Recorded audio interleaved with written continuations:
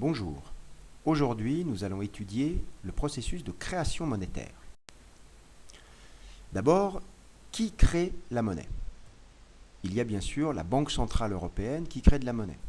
C'est la seule, d'ailleurs, à avoir le monopole légal de l'impression des billets et de la fabrication des pièces, c'est-à-dire la création de la monnaie fiduciaire.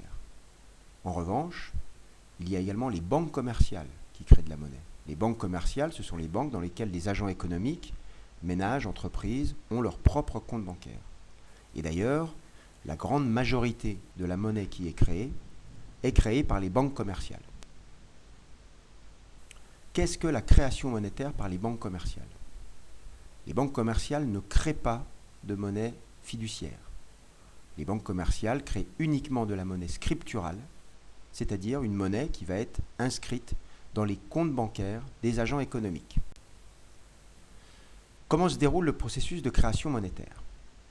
Imaginons un couple, monsieur et madame Durand, qui demandent un prêt à sa banque, le Crédit Arboricole. Essayons de représenter, à l'aide du bilan de monsieur et madame Durand et du bilan du Crédit Arboricole, comment s'enregistre le crédit accordé par la banque. Dans un bilan, nous avons deux parties. L'actif, qui représente ce que possède l'agent économique, et le passif, qui représente ce qu'il doit. Si l'on regarde le bilan du Crédit Arboricole, à son actif, il a une créance sur monsieur et madame Durand. Cette créance représente en fait les 20 000 euros que le Crédit Arboricole a prêté à monsieur et madame Durand et que monsieur et madame Durand devront lui rendre. C'est une créance, c'est ce que possède le Crédit Arboricole sur monsieur et madame Durand. En revanche, à son passif, comme le Crédit Arboricole a prêté 20 000 euros à monsieur et madame Durand, au passif de la banque, on trouve les 20 000 euros qui sont déposés sur le compte bancaire de monsieur et madame Durand et que la banque est dans l'obligation de leur donner puisqu'elle leur a accordé un crédit. Si on regarde maintenant le bilan de monsieur et madame Durand, à l'actif, on retrouve les 20 000 euros en avoir, c'est-à-dire c'est le crédit que la banque a accordé à monsieur et madame Durand, qui correspond en fait au passif de la banque, le dépôt de la banque fait sur le compte de monsieur et madame Durand. Et au passif de monsieur et madame Durand, on a la dette qu'ils ont vis-à-vis du Crédit Arboricole, c'est-à-dire les 20 000 euros qu'ils devront rembourser puisque la banque leur a prêté. Cette dette de 20 000 euros vient en lien avec la créance qu'a la banque sur monsieur et madame Durand. Voilà donc l'enregistrement d'une opération de crédit. Au terme de cette opération de crédit, monsieur et madame Durand disposent de 20 000 euros, c'est leur avoir à leur actif, et ont une dette de 20 000 euros vis-à-vis de la banque. Ce crédit s'apparente à de la création monétaire puisque c'était une somme d'argent qui n'existait pas avant. Cette monnaie nouvellement créée sera plus tard détruite une fois que monsieur et madame Durand auront remboursé leur dette vis-à-vis de la banque. Ainsi, la monnaie créée par les banques est créée au moment de l'accord du crédit et ensuite détruite une fois que le crédit est remboursé, une fois que la dette est remboursée.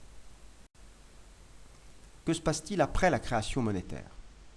Eh bien, la monnaie qui est créée circule dans le système économique.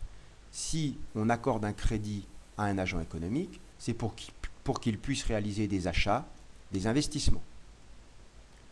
Ainsi, monsieur et madame Durand vont utiliser leurs 20 000 euros pour réaliser des achats. Ils vont aller auprès d'une entreprise ou d'un commerçant et, en échange de leurs achats, ils vont leur transmettre les 20 000 euros. Le commerçant va alors déposer cet argent sur son propre compte bancaire.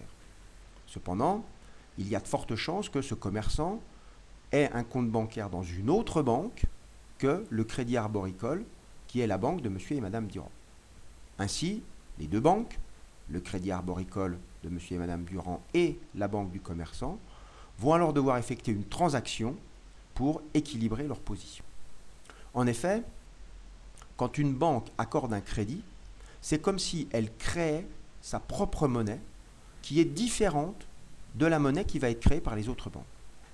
Le crédit accordé par le Crédit Arboricole s'apparente à de la monnaie du Crédit Arboricole qui ne sera pas la même monnaie que le crédit accordé par une autre banque. C'est comme si on avait affaire à des euros et à des dollars, sauf que là, ce sont des monnaies émises par différentes banques au sein d'une même zone monétaire. Ainsi donc, notre banque, qui a reçu le dépôt du commerçant ou de l'entreprise, reçoit donc une somme d'argent, mais dans une monnaie qui n'est pas la sienne, puisque c'est une monnaie qui a été émise par la banque initiale, par le Crédit Arboricole. Cette banque va donc devoir changer cette monnaie contre sa propre monnaie pour pouvoir l'inscrire véritablement dans ses comptes. Nos banques vont alors compenser leur position. Elles vont regarder quelle est la quantité de monnaie qu'elles possèdent des autres banques, quelle est la quantité que les autres banques possèdent de leur propre monnaie, et elles vont essayer d'équilibrer leur position. Pour ce faire, elles vont éventuellement recourir à la banque centrale.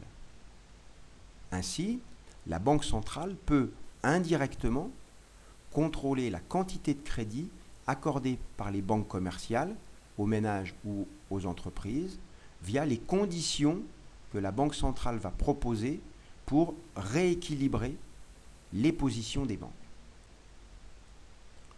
Si la banque centrale veut favoriser la distribution des crédits par les banques commerciales aux agents économiques, si elle veut inciter les banques à distribuer des crédits importants pour que les agents économiques consomment et investissent, alors elle va assouplir les conditions de consommation.